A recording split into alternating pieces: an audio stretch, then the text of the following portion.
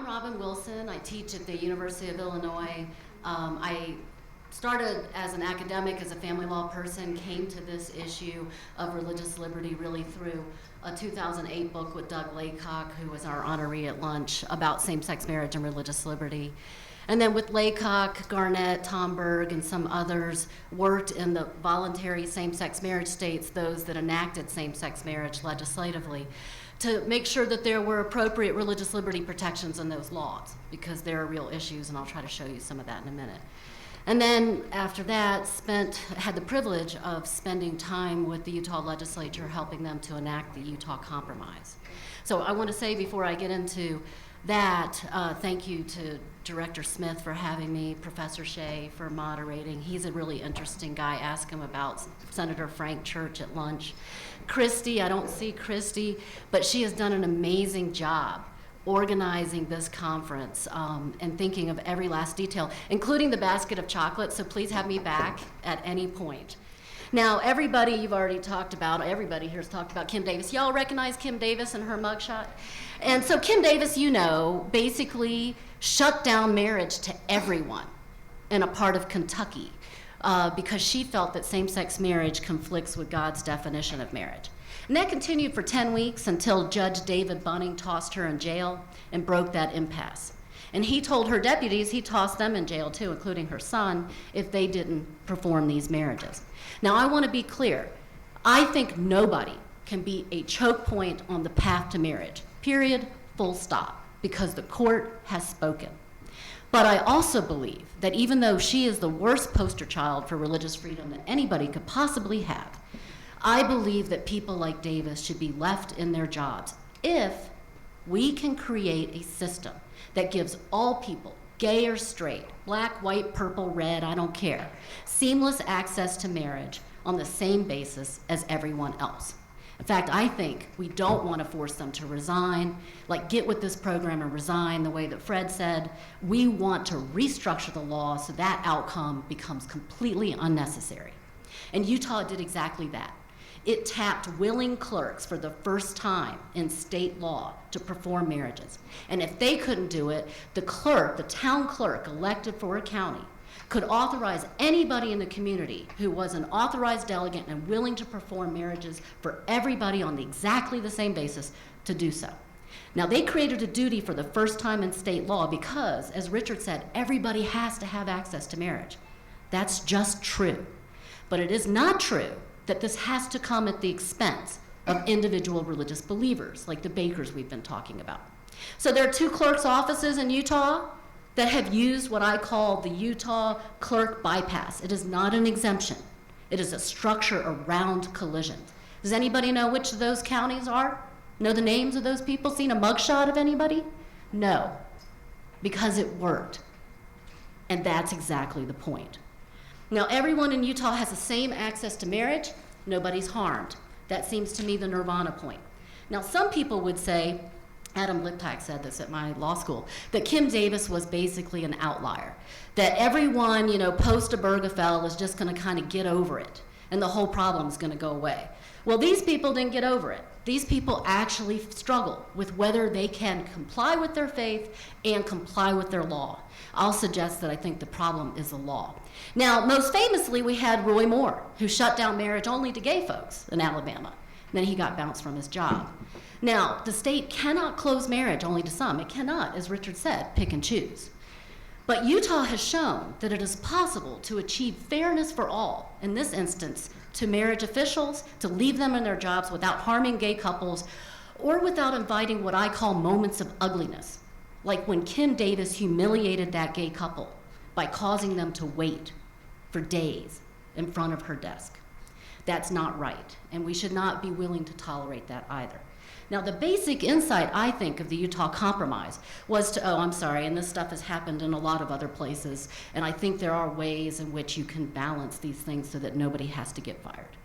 Now, I think the basic insight of the Utah Compromise was to marry a real need for religious protections around marriage to the needs of the LGBT community themselves, not to be fired, to have a place to live, to be treated with dignity for who they are, And that was what I think the inside of that statute was. Now, Americans support anti-discrimination protections. In fact, 80% think it's already illegal to discriminate against people because they're gay. Now, some folks are going to say you should never undertake to protect LGBT persons because it's always going to harm religion. And I think that is flat wrong. And I'm going to address some issues in just a moment. And in fact, I think the lesson of the Utah Compromise is you can stack up a whole lot of religious protections around this and allow these two communities to peacefully coexist, and nobody has to be the worse off. Now, I didn't take this from Fred. This is going to look remarkably like Fred's diagram. I want you to know I had this diagram before Fred, okay, because I remember showing it to him in his office. But at any rate, we can agree. Yeah, but mine came first. I feel confident about that. But look, you can think that these tensions move out from the church sanctuary, where nobody can be made, like clergy cannot be made to marry anybody. Even First Amendment scholars agree on that, okay? But far less clear is that second circle. What happens when there's a wedding or a reception on a church property? Do you have a First Amendment right to tax exemption? I'd be interested to see what Jean says about that, but I think probably no. But in any event, far better for the state just to address the fact that you're not going to have your tax exemption stripped from you if you say, hey, I can't do that because, this is the people that we are. And I think in some of what I heard from Fred, he would see that as the living room or the privacy notion. And I think that's important agreement that we have. And then what if you got a church that doesn't want to do, religious counseling for everybody, just for some marriages that they recognize? That's in that sort of place too. And then you can move out from there to things that we talked about, like religiously affiliated nonprofits. I'm going to talk about adoption. I'm going to talk about married student housing in a second. And then we already talked about the next circle, judges or government employees. I think you can bypass these collisions and ought to. And then we're going to get to the bakers. And I'm not going to have a whole lot of time unless I get an extra 2 minutes from our moderator because I was nice to him. But in any event, I'll try to talk at the end about that. So now I want to spend a few seconds saying that some of these collisions are not from just Obergefell cases, right? They're from anti-discrimination laws that I'll show you were passed long before these collisions came on the scene, so they could not have been written with them in mind. They also come from regulatory requirements. So Jean named one, the mandate is a good example. By the way, the women were never harmed in the mandate cases. They get this stuff for free from the insurers. Important thing to remember. But to go on, they can also have accrediting organization rules that will try to choke out particular faith traditions, frankly. And those are non-governmental bodies, but important to the way the world actually operates.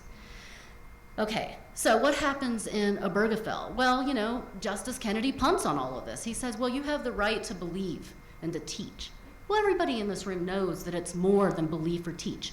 It's action.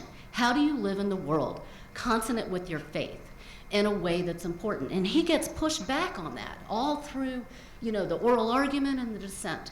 So you remember the very famous exchange between Alito and the Solicitor General of the United States, that's the attorney for the U.S., Varelli, where he says, well, wait a minute. If the religious school think Notre Dame wants to have its married student housing only for people that they recognize in marriages, are they going to get the Bob Jones treatment, i.e. have their tax exemption stripped? And incredibly, the Solicitor General goes, yeah, that's going to be an issue. Incredible. Then it goes on, Robert starts talking about the married student housing, as I just said, and Varelli says, oh yeah, that's going to depend on the background law of the state. Laws that were written decades before, without marriage in mind, right? Which tells you that's not going to go well for religious people, absent something like the Utah Compromise. Then you see in the dissent, Robert saying, what the heck are we talking about here? We're talking about a religious adoption social services agency. What's going to happen to them?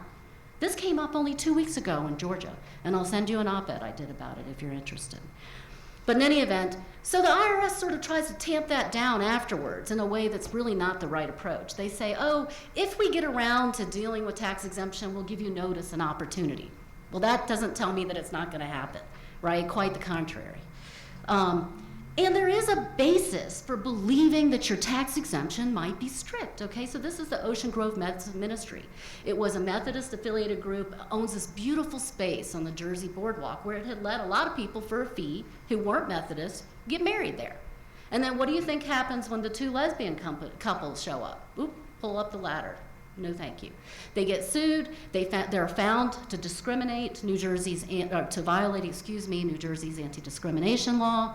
They get kicked out of a state public lands program called the Green Acres program. Now, I think they ought to be kicked out of that because public, that means public. That's everybody.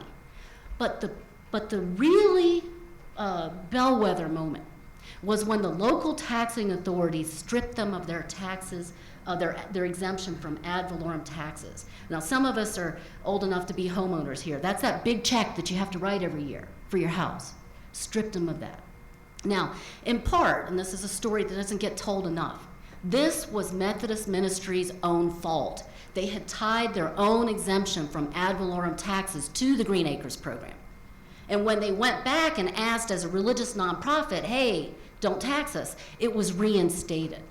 So this is a story that actually cuts both ways in some ways on this account, okay? We also have religious people, for good reason, worried about their own funding, right? So if they're religious colleges, not least of which is because last year there was a real attempt by Senator DeLauro in California to strip people, religious organizations, of their Cal Grant monies, right? If they didn't get with the program on LGBT rights. Now, Utah solves this in this two-bill structure. You saw the signing picture at the front, right? That big kumbaya moment. I'll show it back to you in a second. But in that signing, that was the LGBT rights part of it called 296. And that law had things like protections for married student housing at BYU because it just carried forward an existing set aside for religion in Utah's anti-discrimination law. They were never covered. They're not covered now. No problem. Then it had workplace speech protections for people like Brendan Ike. You remember Brendan Ike, the guy who founded Mozilla? Right? He gave $1,000 to Prop 8 because his church asked him to, and he got run out of his own company. Now, I think that's wrong, right? I think the kid that goes to an Equality Utah parade on Sunday and gets fired on Monday is wrong. And one of the insights of the Utah Compromise is that it protected both people on that side of the ledger. So in the workplace speech protections, it said, if you're Brendan Ike and you stand up for traditional marriage and your employer allows people to talk about this, you can't be fired. And if you're the kid that's rah-rah gay rights because you went to the parade or you just believe in that, you can't be fired. And I think the two-way street protections are the right way to think about this problem. Oh, then I forgot to tell you about all this stuff. So I'll just rock through it really quickly. Clergy can't get harshed on. Well, that's the First Amendment. But more importantly, you have an exemption as a religious organization from having to facilitate a marriage that you can't facilitate. And then, more important, the next column over, you can't get sued to death for that, and the government can't punish you by stripping your exemption or in any other way your funding. And then it goes on to say that if you have a marriage counseling program, the Baptists love these for whatever reason, they can just have it for people in traditional marriages if that's what they want to do. And that's not going to be disturbed. And you can see along the bottom Utah being compared to all the voluntary same-sex marriage states. And then Utah has a couple of novel things like the clerk bypass, so nobody has to get fired out of their jobs. It has no revocation of your professional license for speech in a non-professional setting. I had to check this with Jean, but let's say I'm a stake president, right? I'm a stake president, and on Sunday I stand up for traditional marriage. I can't lose my law license on Monday or my realtor's license on Monday. That's new. And then over here you have the Joseph Smith Memorial Building and a special protection in case we ever get to public accommodations in Utah, that building gets left alone. What's that one circle that's light, that one check mark that's light? That's a tragedy because 4 words were inserted into the adoption protection for ecclesiastical purposes only. And that means that an adoption agency that wants to place with a subset of families cannot legally. Now, LDS Family Services, I don't know why, had closed in advance of the compromise. I think there's no chance, if they're like Catholic Charities of Boston anyhow, that they ever reopen because of that. And I think that's a tragedy. I have a series of papers I'm working on about, so we can talk about that in questions if you want. In any event, so here's that kumbaya again, right? Kumbaya. Notice what happens just 3 weeks later. Oh my gosh, Indiana. tries to pass a RFRA. Doug will probably talk about this at lunch because he always talks about RFRA, right? Which is a great statute for religious minorities. It's not a bad statute, but it got pulled in to the debate around gay rights by the religious people in Indiana and Arizona and elsewhere by them. They said things like this: we need RFRA to stave off gay rights. And that went extremely badly for the state, okay? Now, I think it's important, especially at this moment where people say we shouldn't do fairness for all. We should just tell gay folks to get off the planet. We're not gonna protect you. We're not gonna have these laws. Those are the two choices that seem to be reverberating out there on the right. To look at the track record around these things. So I'm gonna show you first the top half of this little thing. So in the last half decade, we've seen the federal ENDA, right, which would have had a Title VII protection for sexual orientation, for example, with good religious exemptions. It was proposed, it passes the Senate for the first time about the same moment that Windsor comes online, which strikes down the DOMA. Then we have Hobby Lobby, and that creates ENDA, because all the gay rights groups are like, oh no, we don't know what we're talking about, we're not going there. Then we have Obergefell. Then we have the federal FADA from people like Mike Lee, which has gotten exactly nowhere, just like the Equality Act. But in any event, and then more recently, we have interpretations of Title VII. Now let's look at what happens with the states. We had Kansas and the Kentucky RFRA. People don't even remember the Kentucky RFRA because it was so long ago, but that didn't go well. Hawaii was the last same-sex marriage state to do it by legislation, have an opportunity to actually write reasonable rules around this. That's 2013, and Elaine Photography. Then we had the Arizona RFRA. Y'all remember that, where the governor vetoed it. That was actually an amendment, and you know, they should have had a two-sided bill. They should have had fairness for all, and it probably would have been fine. Then we had Indiana RFRA, which got amended and got the state boycotted. Oh, Utah went well. Keep going. North Carolina bathroom bill, I'm going to tell you a little bit about, last week repealed. Mississippi's FADA, presently enjoined, and on its way up, just had argument at the Fifth Circuit. I clerked on the Fifth Circuit. I don't see the Fifth Circuit resurrecting that, but what do I know? In any event, and then you had Georgia's standalone religious liberty bill last year, right? Which of course Deal vetoed because they were put under tremendous pressure from Coca-Cola, Disney, and others. And then you had the Georgia adoption bill, just as one example of a piecemeal standalone protection for religion. And even that didn't go well. And as the bill sponsor said to me on the phone, that he was taking all the slings and arrows. And that meant the adoption revision for the first 25 years in Georgia didn't go either. So everybody has blocking power. But the question is, how do you affirmatively move something that's good for everybody? That's what we haven't been seeing except for Utah. Now we have this idea of Utah exceptionalism, which just bugs the living whatever out of me, right? That, oh, it was Utah, so it was the Mormons, or it was the church, or it was just that state, and only Utah will do this. That is not true, I believe. In fact, I think there are legislators all over the country in these parts that are white that say this isn't what they want. They don't think people should be fired for being gay. They don't think people shouldn't be able to go into a bar for being gay, or trans, for that matter. But nobody is really there to help them vision, how do you make these things work together? Now, we also have, in the most recent amount of time, a whole bunch of stuff happening at the federal level which has not been positive, not least of which is the U.S. Civil Rights Commission, for the first time in the history of this country, an agency of the United States government saying that the First Amendment, the first freedom is not first. And then Chairman Castro says that religious liberty, religion, all of that stuff, that's code for discrimination, intolerance, racism, Christian supremacy, Islamophobia, and such and such. What a terrible account of the struggles that religious people are having to try to do good here. And then they get it on the other side. So there's a letter that 75 religious leaders signed, and they say stuff like this: we believe that proposed SOGI laws, however narrowly crafted, they're all going to threaten religious liberty. And then they say, and yeah, that's unnecessary too. Like gay people, they don't need that. They don't need a place to live or a job. Now, both of those should be wrong, and you can tell me how much time I have. I'm gonna talk about three things. Schools real quick, I'm gonna talk about bathrooms, and I'm gonna talk about vapors, and then I'm gonna shut up, okay? Schools. when states are looking at this, states are not in the best position. Because the national people, they could just write brand new rules and whatever, it'll be a deal and it's over, nobody gets boycotted. The states have to worry about boycott threat the entire time. So they're trying to run down the middle of these two goalposts, aren't they, Brian, right? On one side, we have to worry about rolling back positive protections for already protected classes.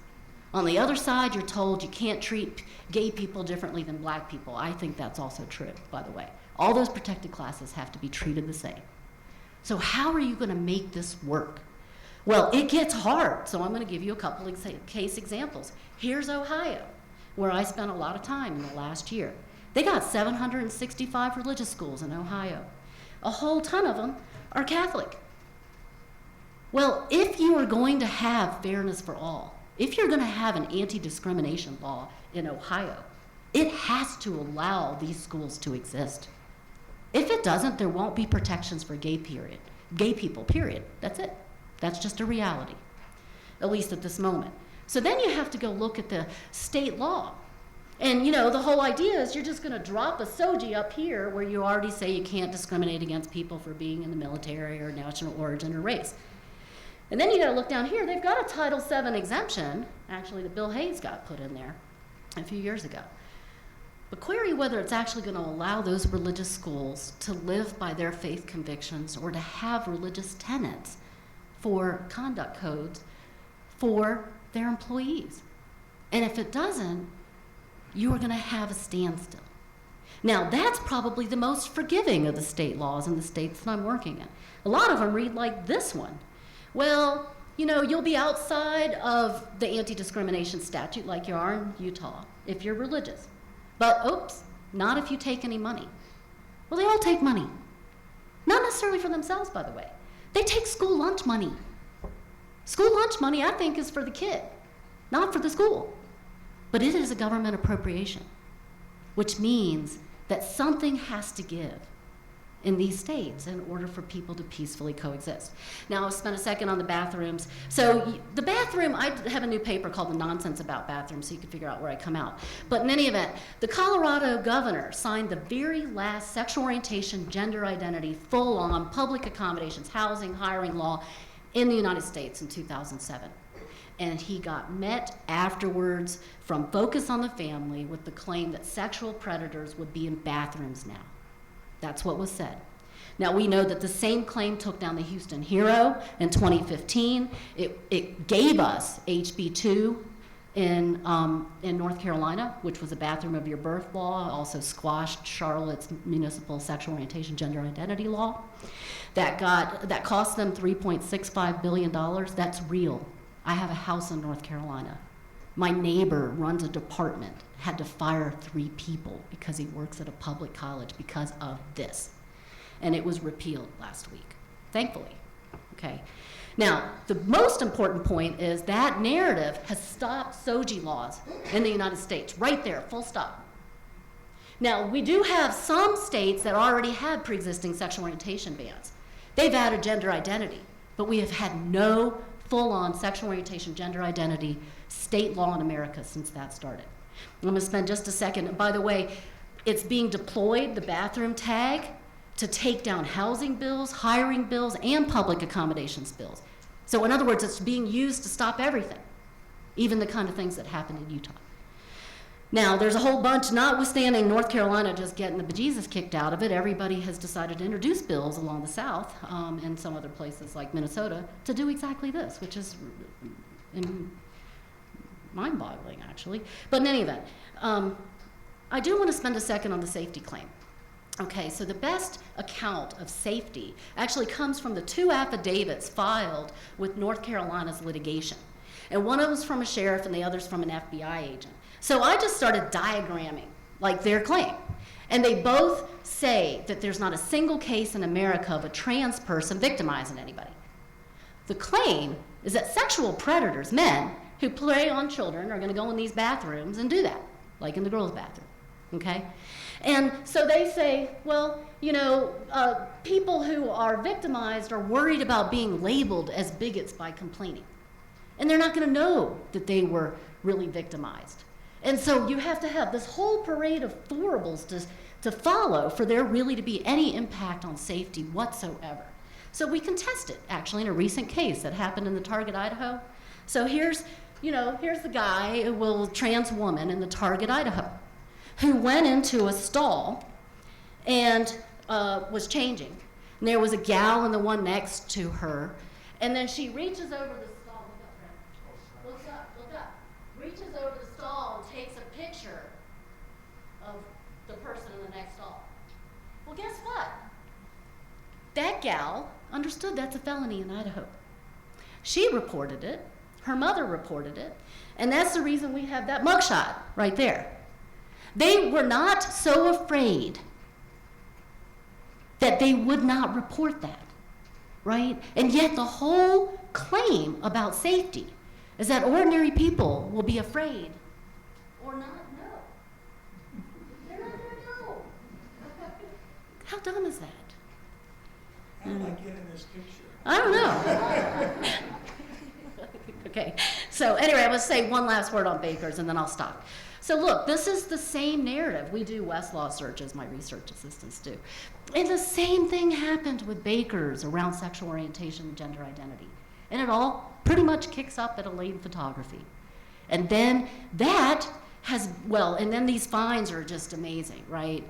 And I understand where Richard's coming from on them. But $135,000, you have now the attention of every person in America, okay? Now, a lot of people on the religious right who do not want LGBT protections, I showed you that letter, they say that those Baker fines, that means you can't protect gay people. Well, it turns out that every single one of the statutes that these folks have been fined under were written before marriage equality came on the scene. They were not written with it in mind. So the problem is not LGBT rights.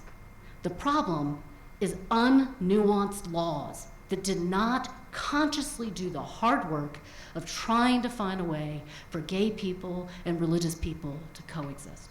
That is possible. And you will see that, I think, in a state coming soon. The end.